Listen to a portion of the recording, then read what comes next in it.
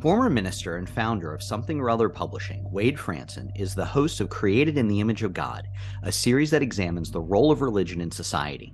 From messianic returns to the emotive responses transmitted throughout our culture, Wade fearlessly addresses reality claims from all directions, objectively exploring their compatibility with Holy Scripture.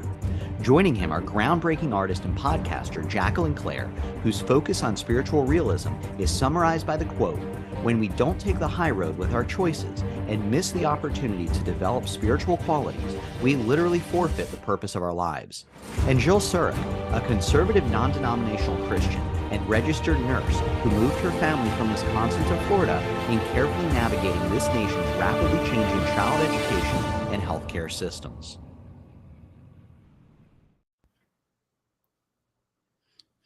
Well, hello, everyone. Welcome to tonight's Created in the Image of God, where we explore the role of religion in society. And tonight we will be joined by Brad Otto as we explore the question, why does God allow suffering? Brad Otto is a returning guest. He is a pastor and certified life and mental health coach, and he is the founder and president of Acts of Wisdom, a nonprofit organization that helps children in rural Africa. And he is also the author of Finding Myself Again, which is available on Amazon and online booksellers everywhere. And with that, I'm going to bring Brad on to the show with us. Drum roll, the anticipation increases.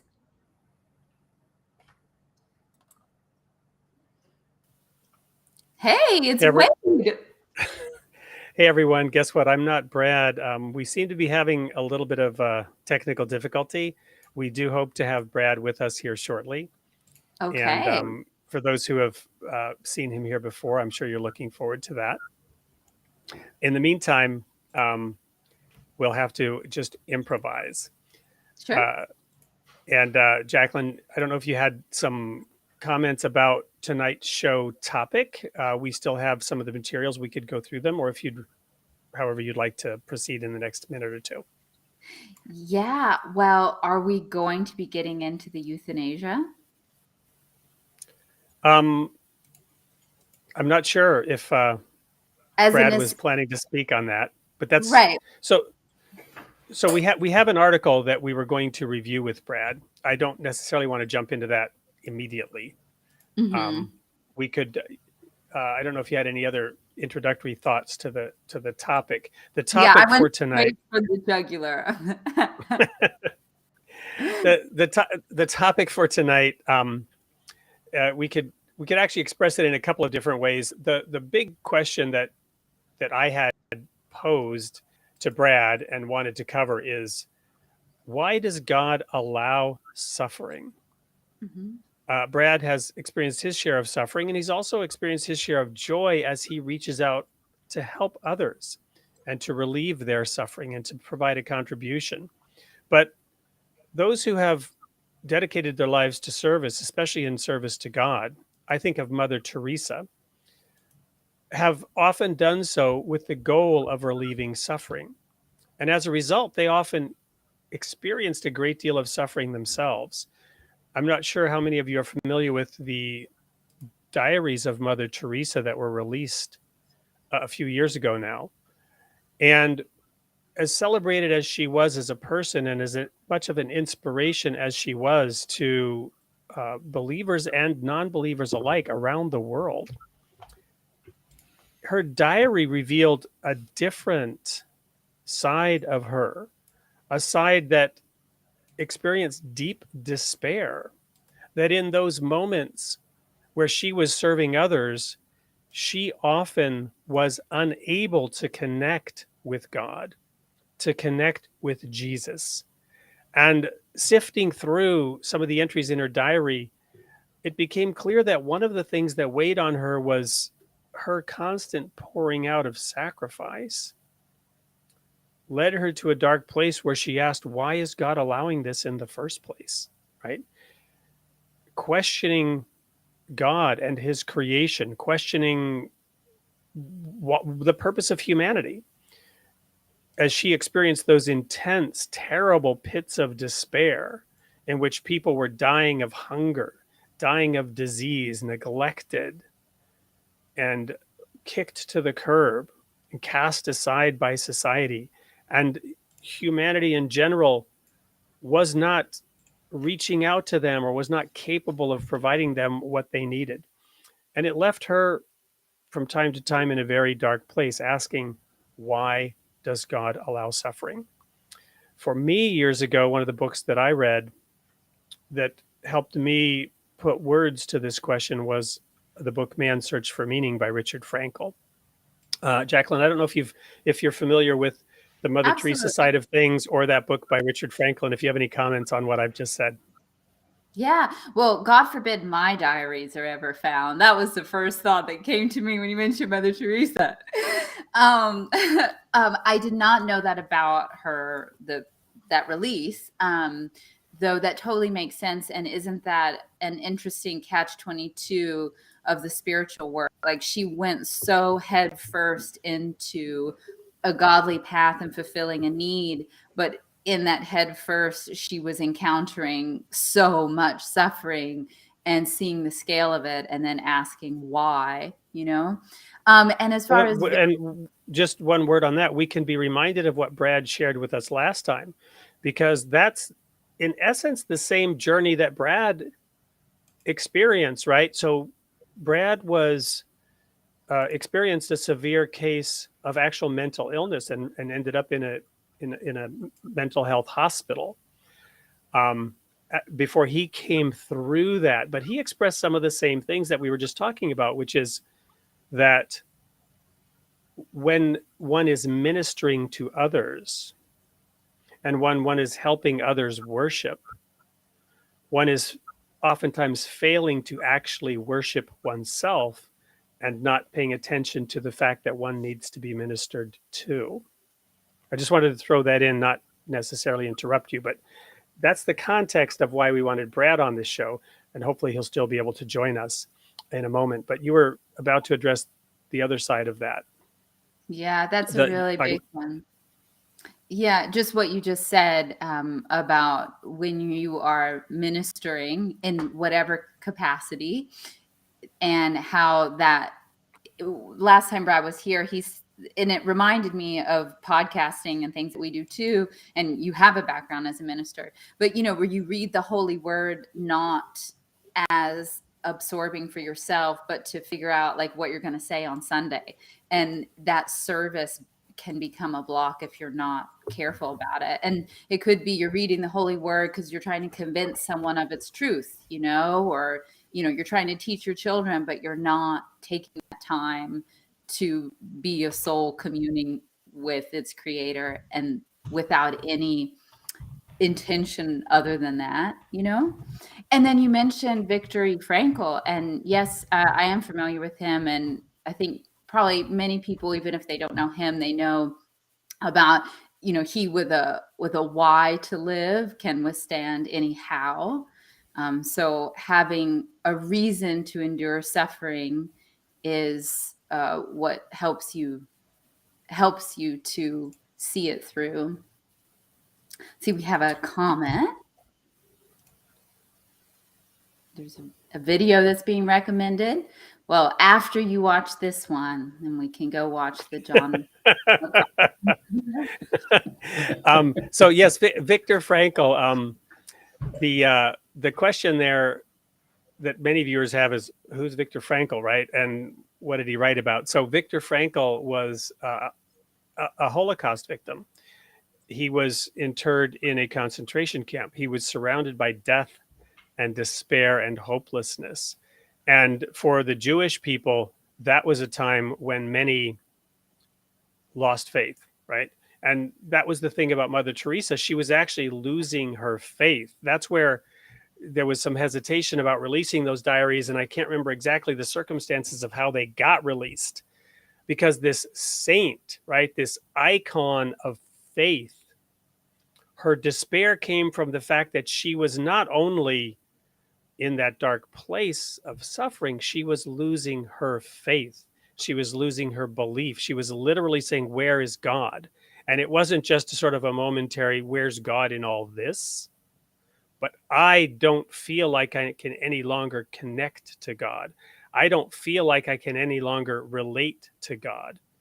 And for people who, in that sense, lose their faith, that's that question. Why would an all merciful, all loving God allow so much suffering? Right? There couldn't possibly be a God, because no God who claims to be what God claims to be would allow such abject suffering to take place. I can't believe in a God who would sit and watch while his children suffered to that degree. That's the place that many get to. And it's in a sense a fair and a legitimate question that people have. And it's a source of many of the people who have left religion over time because of that question.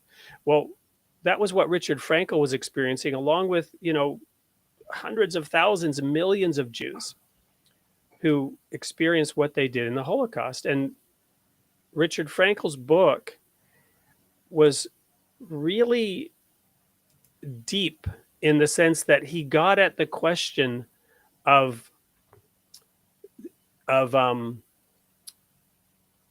the purpose of suffering, right? That suffering had a purpose, and those who found meaning in suffering were those who were more likely to actually survive and pull through. Those who found meaning in the suffering itself, right?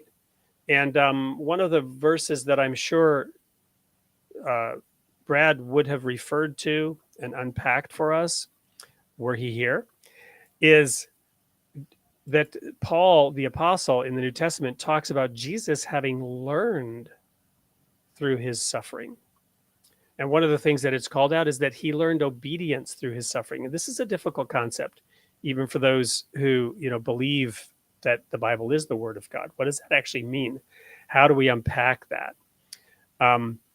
So that's sort of my introductory comments, Jacqueline. I don't know if you have something to add or some color to add to that, or take us in a different direction before we go to a commercial break and see if we can't find Brad and drag him in here. Yeah. Sure. Well, people have lost their faith because of suffering, but I also think that on the one hand, most of the suffering is from man. Like, I think the more heartbreaking occurrences often come from the things that man does, as in mankind. And also some people find God through suffering, because you get to a point where you sort of touch the most raw part of yourself and of life, and it can bring you closer to God, to perhaps out of necessity, but we have religious scriptures, like, for anyone who's sincerely asking that question, like, why does God allow it? Or it's also illustrated through the lives of those who have bore the world's great religions, like Christ on the cross. So if suffering is something, it's obviously an important part of this life, and we do have a scriptural foundation to remind us of that. So it's not answering the question of the why does it happen, but it's a good reminder that God is fully aware, and it's part of his design. Hence, his son on the cross, or, many other religious origin stories entail a great deal of suffering. Thank you, Jacqueline. We'll have more on that when we come back, but we're going to move to our first commercial break, and we'll be back with you in about 60 seconds. And welcome to Something or Other Publishing, or as our friends like to call us, Soup. Soup is a platform that connects authors, readers, and service providers in one convenient place. Choose Soup if you're an author with a great book idea and you're looking for a publisher offering hands-on coaching and some of the best royalties in the business. Or if you're a reader who enjoys engaging with celebrated and emerging authors. We already have over 3,000 of them. and more are joining every day. You can even win free books by voting on their book ideas. Or maybe you're a service provider and you're looking to engage with over 3,000 authors. We're here to help. So whether you're an author, a reader, or a service provider, you're in the right place at Soup. Contact us at help@soupllc.com to learn more.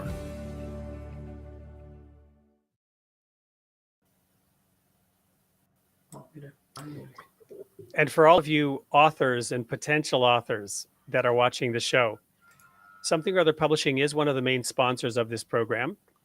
And we are working on a new approach, which will be unveiled over the next month or two, in which we'll be increasingly inviting high-profile guests to the show and inviting them to curate an anthology of contributions around the main topic of the show. This will be an incredible opportunity for those who are deeply interested in the topic of the show and who have a unique viewpoint, a unique area of study, research that they've done, even a fictional story that touches on it. These anthologies will be curated directly with the participation of those guests who may themselves be best-selling authors in their own right, and a compilation of perspectives and viewpoints that will deeply dive into the topic and explore it from a number of perspectives, often from multiple religious viewpoints, from psychology, from the field of science, so that these anthologies will be a deep dive into the topic at hand. And with the combination of the multiple authors and the experience that Something or Other Publishing has in producing anthologies and producing best-selling works by individual authors, and the growing list of readers and customers that want books from Something or Other Publishing, this will be a unique opportunity for anyone wishing to promote themselves as a writer, get their ideas out to an audience, hone their skills working with top-notch editors. So just wanted to put that individual plug as to why Something or Other Publishing is very interested in the show and what some of the plans are going forward. I want to now circle back to the topic for tonight. Why does God allow suffering? We've touched on it. We're still hopeful that we will be able to track down Pastor Brad Otto, who is suffering from some technical difficulties tonight in being able to connect with us. In the meantime, one of the articles that we wanted to talk about is the fear of suffering is driving us crazy. The fear of suffering is driving us crazy by Wesley Smith. This was published in December in Human Exceptionalism by the Discovery Institute. This is an analysis of what's going on in our society and how this conundrum of looking at suffering and trying to find ways to relieve suffering have in some cases crossed a line to go beyond the point of relieving suffering and actually transgressing into a territory where we're not allowing the stress and the growth that is needed. So I'd like to just dig into this and read some quotes from the article.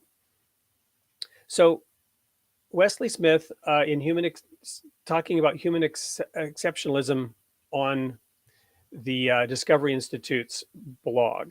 The primary purpose of society has shifted in recent decades from protecting innocent human life to eliminating suffering.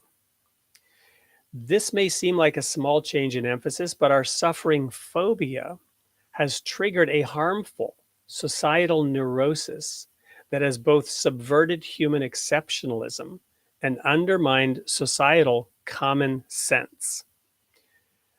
Let's start with the transgender moral panic. In the name of eliminating suffering in children with gender dysphoria, do no harm medical ethics have been cast aside to the detriment of the very patients in need of care. Case in point, the Biden administration and the American Pediatric Association, among others, insist that children identifying as the sex they were not born should receive drastic interventions such as hormones and puberty blocking and, quote, top surgeries, i.e., mastectomies, in girls aged 12 to 17. Occasionally, gender dysphoric children are even subject to bottom surgeries, genital mutilations that can result in a lifetime of sterility and sexual dysfunction. The author writes, California has been so corrupted by this ideology that it passed a law making itself a gender-affirming sanctuary state. And there are court cases now where those who feel differently are concerned that their children who may be living in California with another spouse are being subjected to these invasive surgeries. And what this author is talking about is how we got there. How did we get from where we were a few years and decades ago to the place where many clinical experts are advocating that this is a good thing, advocating that we should, in fact, proceed down this path, that we should, in fact, intervene to eliminate the suffering that children are experiencing, the suffering that we perceive in them around this topic of gender dysphoria. Whereas it can be objectively shown that suffering is being inflicted upon them. Right. I definitely have a comment on that. To like one answer to the question, and I think you in the article illustrated what's going on and the insanity of it really well. And I think one of the answers as to like why has society gone to such lengths, this suffering phobia to the point where we're inflicting such incredible suffering, as you said, I think it's deep materialism. Instead of stopping to ask the question we're asking tonight, like, why does God allow it? What might be the purpose of whatever distress I'm going through, dysphoria, pain, whatever it is, why, like, instead of asking the deep spiritual questions and having faith and meaning and moving towards that, we just address everything on the level of the material, and that's all that we put attention on. And then that's why we're chopping things up and stuff, because we're not addressing the spiritual component at all. To give a couple of additional data points on this societal shift, the writer continues then to talk about how the desire to eliminate suffering has even been applied to insects, right? And of course, we do have religious principles about protecting life and the sanctity of life.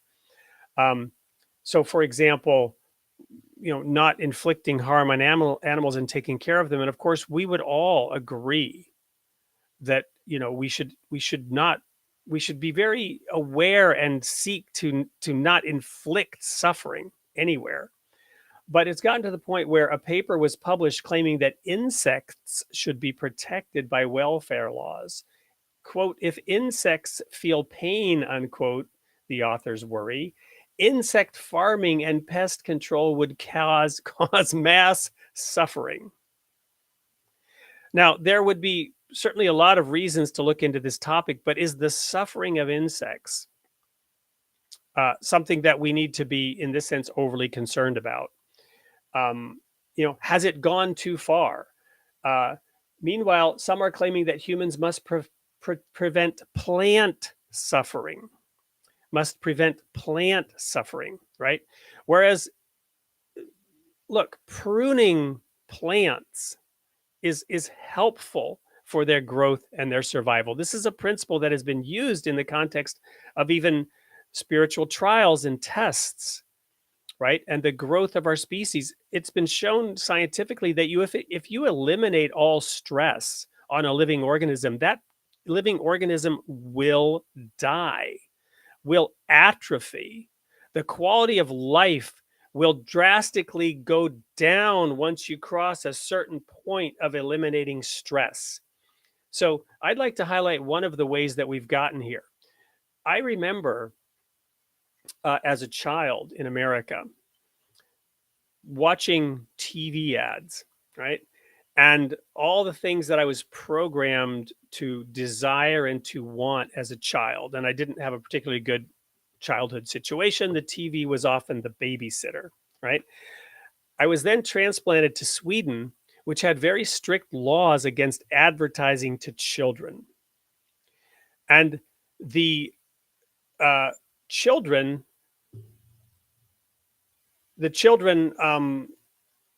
were, I'm sorry, I'm being distracted here by something. The children were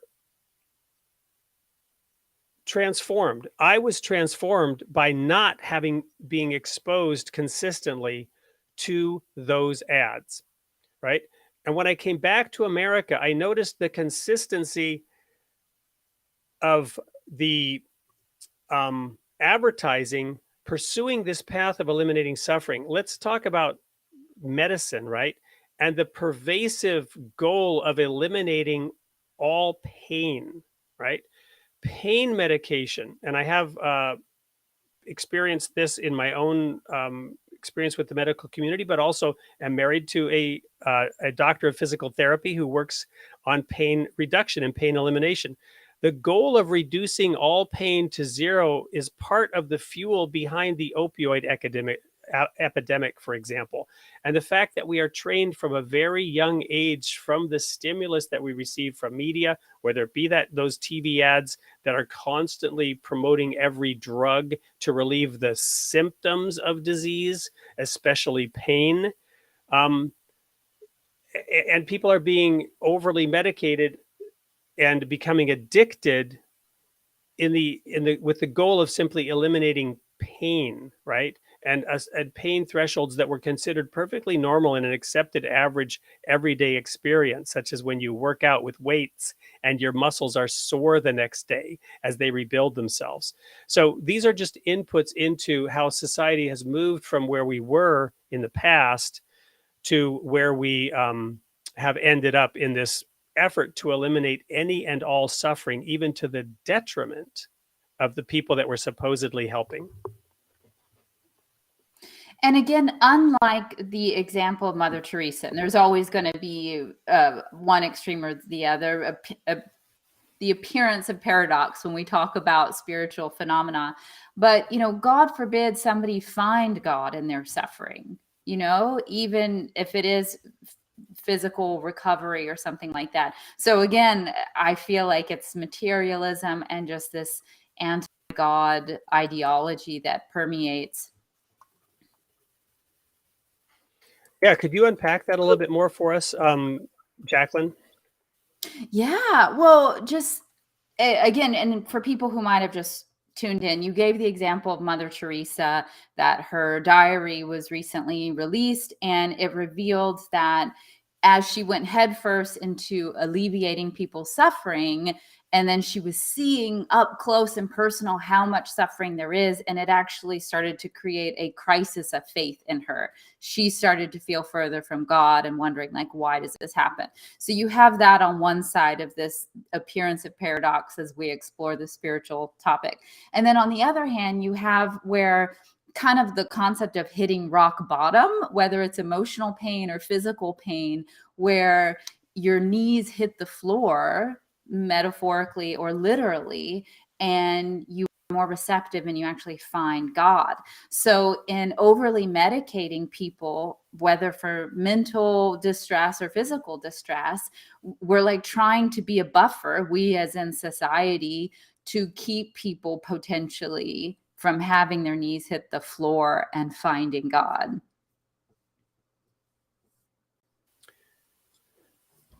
So some people will find God when they suffer, even Right. as some people are losing faith in God because of seeing so much suffering.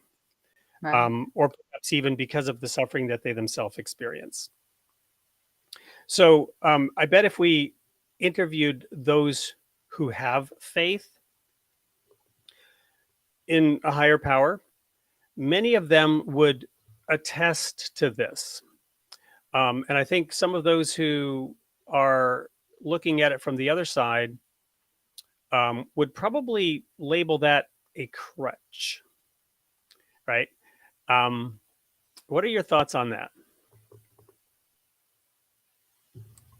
Yeah, that's a great one. I mean, this whole topic is one that is used by people who are atheists, or, this is like the great topic to poke holes in the whole God thing, right? Like, why does God allow suffering? And then, yes, if you only find God in the midst of terrible suffering, then is that a crutch? Something that's just helping you keep it together. I'd be real interested if people want to comment and see what they think about that specifically, the crutch or anything else we've talked about. It's kind of that appearance of paradox thing, because I can see the validity of that question and that argument. And recently we were talking about intellectualism and how intellectualism can be a barrier to finding God. But then you could also say, oh, so does that mean just stupid people find God? What does that mean? You know what I mean? Like, that's a similar argument you can poke holes in. So it's a good one. Yeah, it's not necessarily one that I can intellectually defend, because I have such a heart-centered feeling for the question that we're talking about. Well, one thing that comes to mind, and this is a little bit random, but I remember reading a study years ago, and this is when I was a minister and I was working in Europe, and I was doing a lot of marriage counseling, and I was doing premarital counseling as people would prepare to get married, and then marital counseling for people who were having difficulties. And yes, we even did have some divorce in our fellowship, although I think our divorce figures were much lower than society around us, which was atypical even of religions. But I remember coming across a study that analyzed marriages that had taken place between people with various handicaps, and a variety of handicaps. These might be physical handicaps, it might be blindness, it might be deafness, it might be, and there are probably better words today to use. Those were the terms that were accepted at the time. I'm sorry, I don't mean to offend anybody if I'm not using the current sensitive term to describe these things. But mental handicaps as well. And the studies showed that the success rate of marriage, as defined by people staying together and reporting happiness and fulfillment, was actually much higher in people who had these handicaps. And part of the analysis explained that they needed each other. They needed each other. And therefore, they put more effort into sustaining and nurturing and preserving the relationship. Remember the old wedding vow, for better or for worse, in sickness and in health, till death do us part? I mean, wouldn't you agree that there would be many ways to ascribe suffering to a person who was in a relationship with somebody else who was sick and dying of cancer? Sure. And does alleviating suffering mean get that person out of there? They shouldn't be exposed to having to care for somebody else who's dying. You follow me? In other words, if you start looking at this from different angles, the thing that sounds good on the surface, the thing that sounds kind on the surface, the thing that sounds sensitive, gender affirming, right? To encourage the person that, yes, your feelings of doubt about your sex, your feelings of doubt about the fact that you were born biologically male or biologically female. Yes, we want to encourage those feelings of doubt and worry and concern. And yes, you should now make these drastic changes.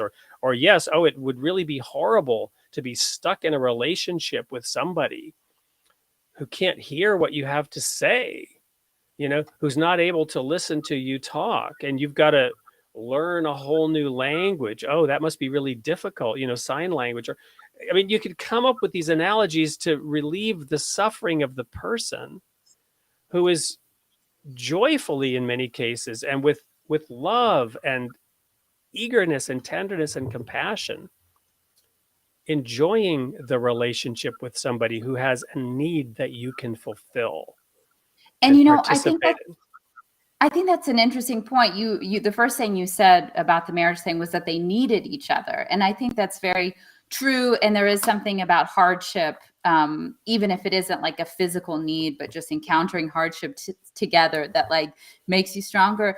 But also, and what I think is even more beautiful is that people who encounter a great deal of suffering and live with suffering, that their capacity to appreciate grows. I mean, there's so many incredibly enlightened people that are like missing limbs and stuff, whereas like somebody else is upset because their latte isn't made right, and somebody else has found such capacity to touch joy and be present with God. And it's a pretty mystical phenomenon. I don't wish suffering on anyone in spite of that, reality. But I do think that people who experience suffering and who live with it tend to have a greater appreciation for people, for everything in this life, and families that care for a child with a handicap tend to be very close and have a great sense of joy. And you brought up these doctors who are affirming and encouraging people to walk down these paths of mutilation. And it's like, it's taking people away from appreciating life, taking people away from acceptance, all of these spiritual qualities of being present. They're constantly moving towards some ephemeral future, and they're constantly finding what's wrong with who I am, with this moment, with this situation, the pronoun you use to call me, like, as opposed to appreciating life. Obsessing over microaggressions perpetrated against oneself, right? So we have examples of people who have suffered tremendously, and these people become inspirational figures that inspire others to overcome their own suffering, right? And then on the flip side, you have those who maybe aren't experiencing suffering, who have had success in life. Those people represent privilege, and we want to tear them down and deny that their work, that their effort, that their training, that their culture might have contributed to a common success or an individual success, right? We attribute the success of one person to obviously having somehow caused the suffering of another. So if we contrast suffering and a lack of suffering, it's again, it's like this obsession with, which is what this article is calling out, this obsession with relieving any and all suffering, as though the existence of that is in itself an evil. And it might have been wrong things, bad things, even evil things that are causing the suffering. But what Viktor Frankl, and I apologize, I was calling him Richard earlier, and I do know that it's Victor, but Viktor Frankl dug into was the meaning of the suffering itself, the value of the suffering itself, the gold that existed in that gold mine that you can only get to with the tools of digging into it through the suffering and coming out the other side. We're going to go to a commercial break again, and when we come back, we've got a special guest, someone from our audience who has a perspective that he would like to share with us. So stay tuned, and we'll be right back.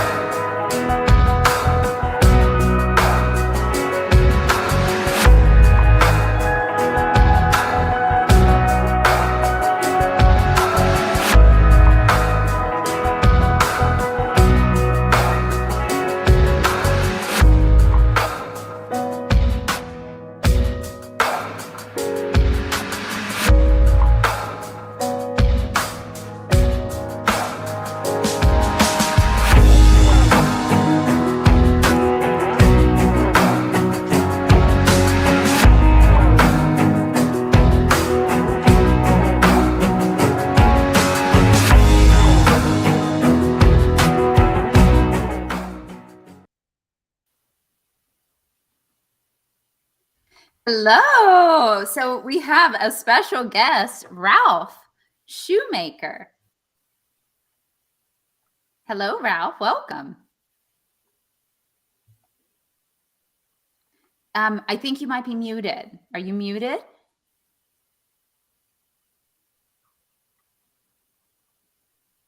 Ralph, you want to say hello?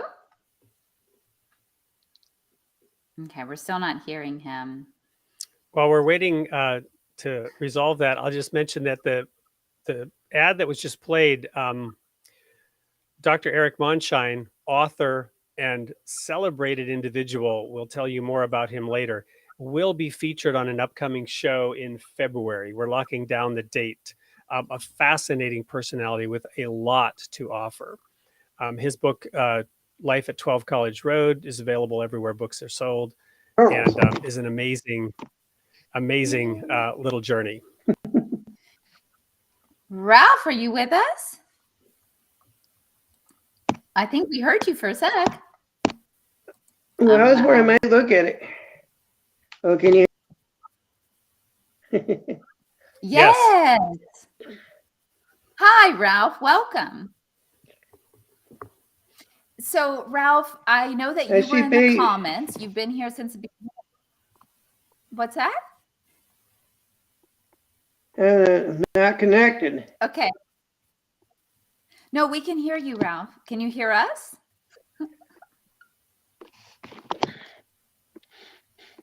Well, this was a fun idea. Ralph, can you hear us? Can you hear me at all? I don't know.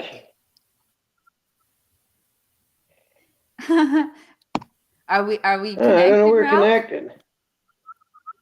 Okay, we are. Awesome. I can see a figure. I don't see Wade. I don't see me, but I see you, Jacqueline. Okay, that's fine. That's fine. We can see you. There's a lot of space above your head, but we can see you, and it sounds like we're connected. Ralph, I know you've been with this show. There's a technical difficulty of some kind. Yeah, but we're live and we can hear you, so we're good. So if you want to stay, I wanted to ask you a few questions. Okay, Ralph? Can you move your device a little lower so I can see more of your face? Is that possible? There we go. That's better. Yeah, perfect. So, Ralph, I know that you were engaged in the comment section and you had some interesting things to say about this topic. And before we get to the topic, can you just tell us briefly where you are tuning in from? Where in the country or in the world do you live, Ralph? Can you hear me? Yes. Well, I'm in Ithaca, New York. Okay, you're in New York. Wonderful. Matt was here for a while. I'm between Portland and Ithaca. Well, okay. I was going to talk to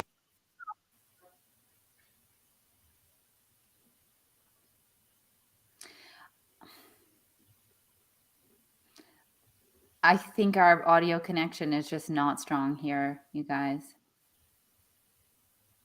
Yeah, your audio has cut out. Okay. Well, that was a really fun idea. I would just like to share with the audience the behind the scenes of what we're doing with that. So, you know, we've had a mystery disappearance of our guest, and we hope everything is fine. And Ralph was in the comment section. So who knows, you guys, you might be brought on as a special guest one day. Ralph had some engaging comments early on. And so we asked if he wanted to jump in, and had the technical spirits been more on our side, that might have gone a little more smoothly. But so that was it. We were just bringing someone up from the audience to share some philosophical ideas about God versus evil in the world, and maybe what his faith perspective says about that.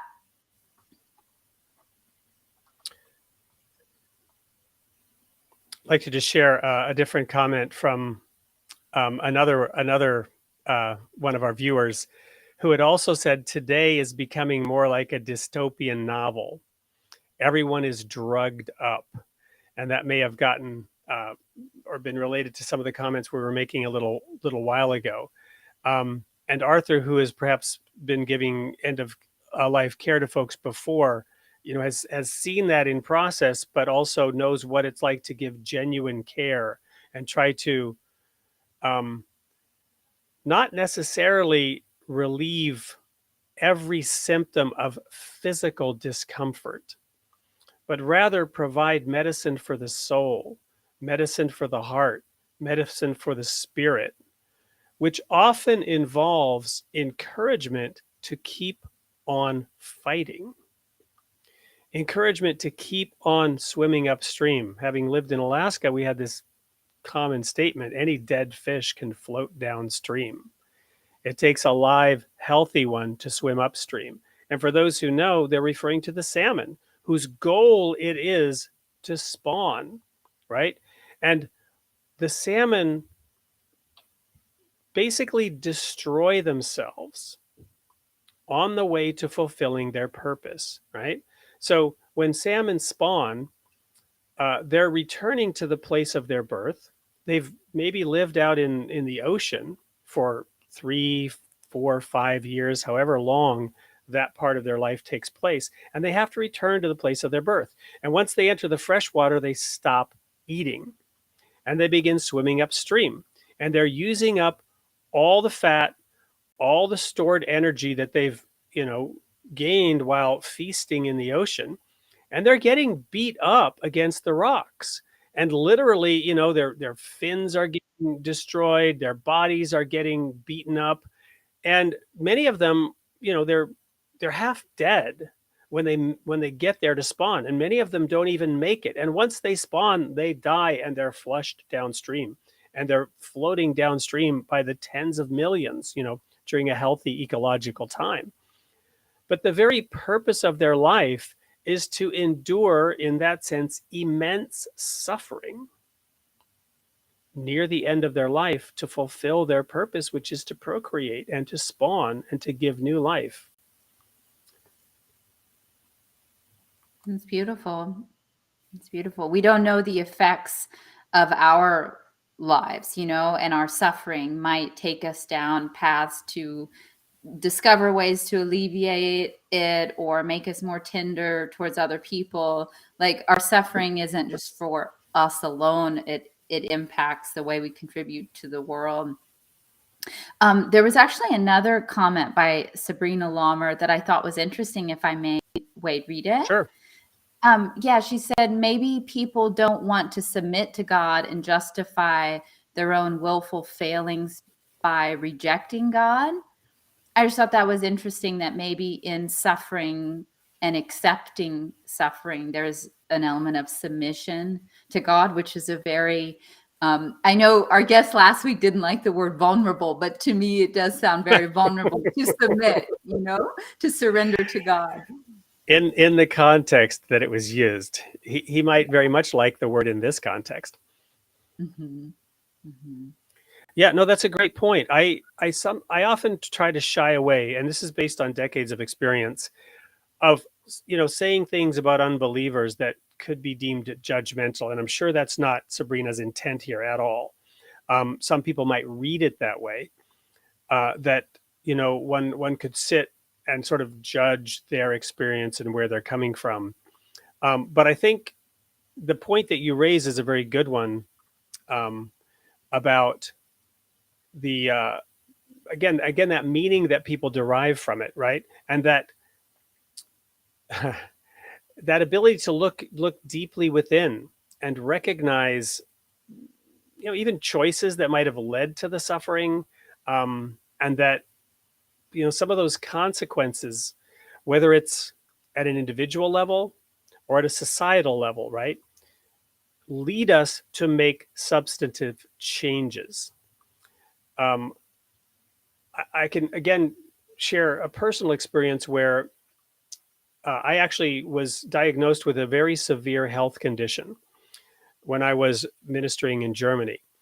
And this situation became so severe that it actually was a part of me having to return to the United States, and was offered on disability, and I was offered permanent disability due to the nature of the illness, the progressive nature of it, and the fact that I was diagnosed by doctors in 3 countries.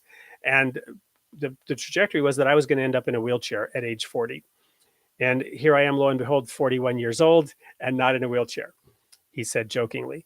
But the point is, at that time, I knew and had experienced supernatural healing. That may be difficult for some in the audience to understand, but I had prayed to God previously and experienced immediate supernatural intervention. You can disbelieve in that. I'm not trying to convince anybody that actually happened. I know that it happened, right? And there were in fact witnesses at the time that it happened.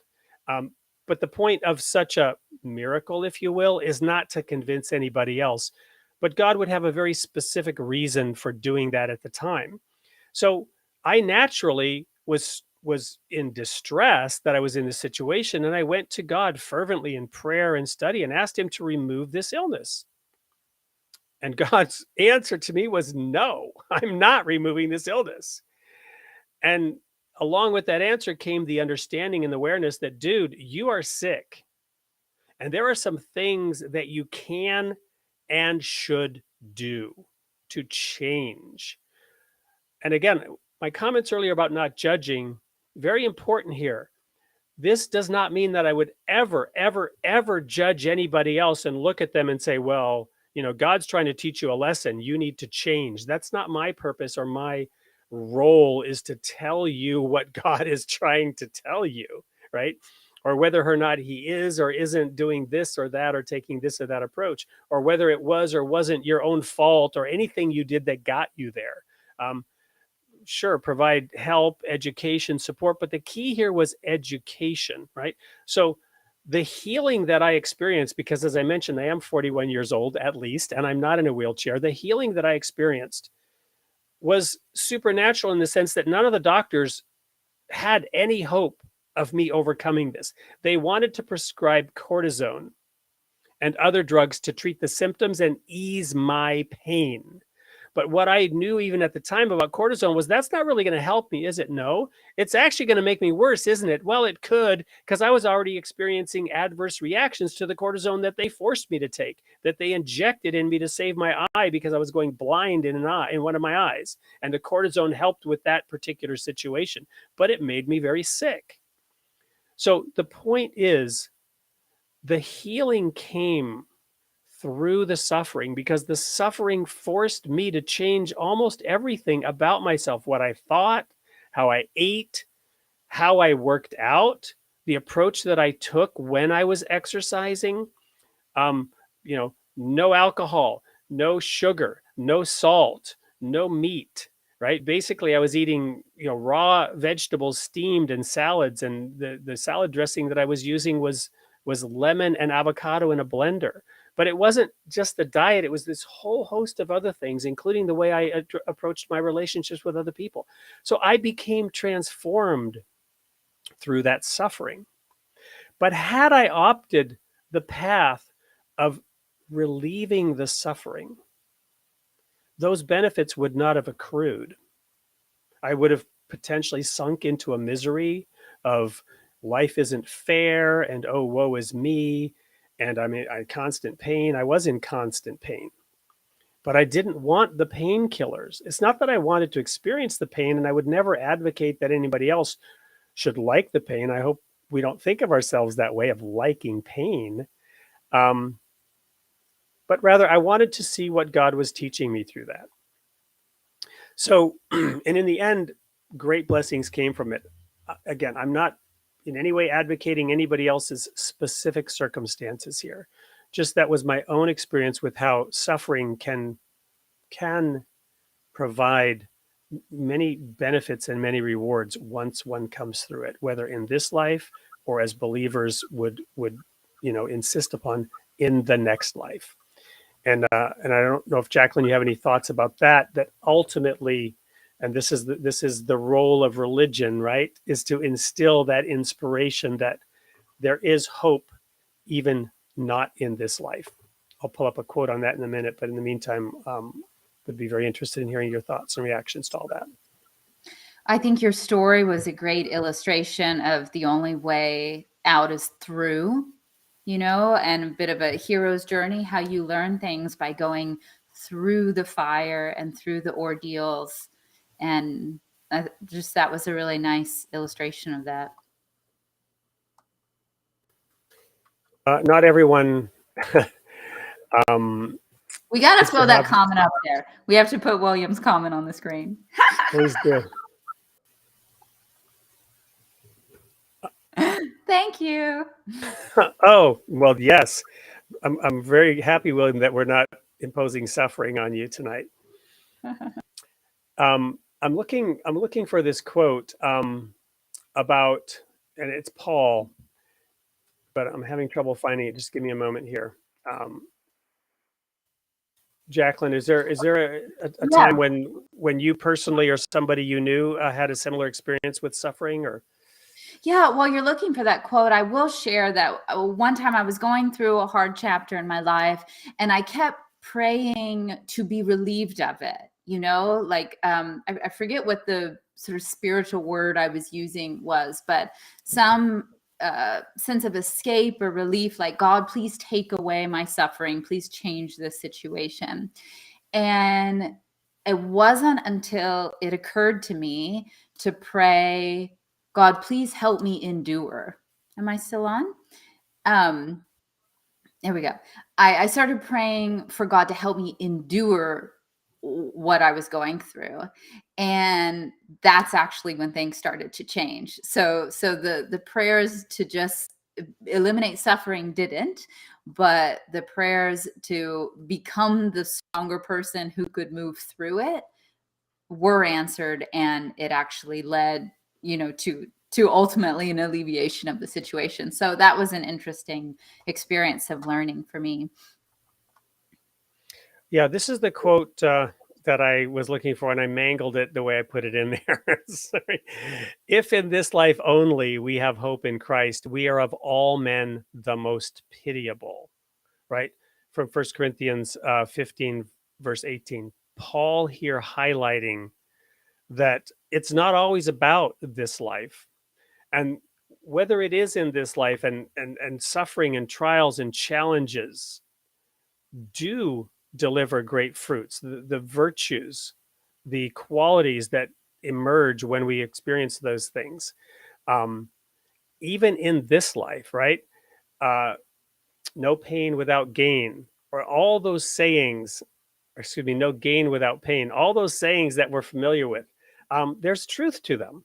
There's common sense. And these are the things that people throughout human history have understood. But today, with the capabilities that we have, science, medicine, and the incredible wealth that's being produced globally, which inequitable distribution of wealth is certainly a topic we will address on this show in the future. But that doesn't mean that everything that could be done should be done. The capabilities that we have that have never been had before to potentially relieve human suffering, we need to take care and take thought and not throw out everything that we've learned over thousands of years just because we have now been given the car keys, and not be the teenager that ends up driving that car off the cliff.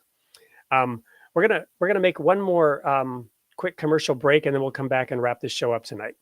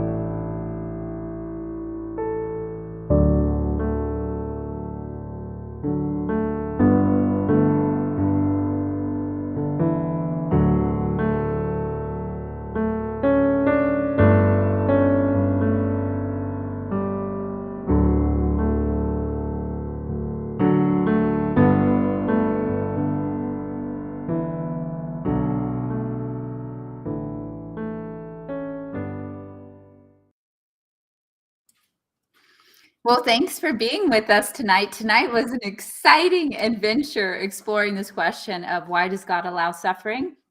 And there was a lot of engagement in the comments tonight. So we really appreciate that. It really added a lot to this discussion. Once again, this is Created in the Image of God, and we are live every Tuesday evening at 8 p.m. Central Standard Time.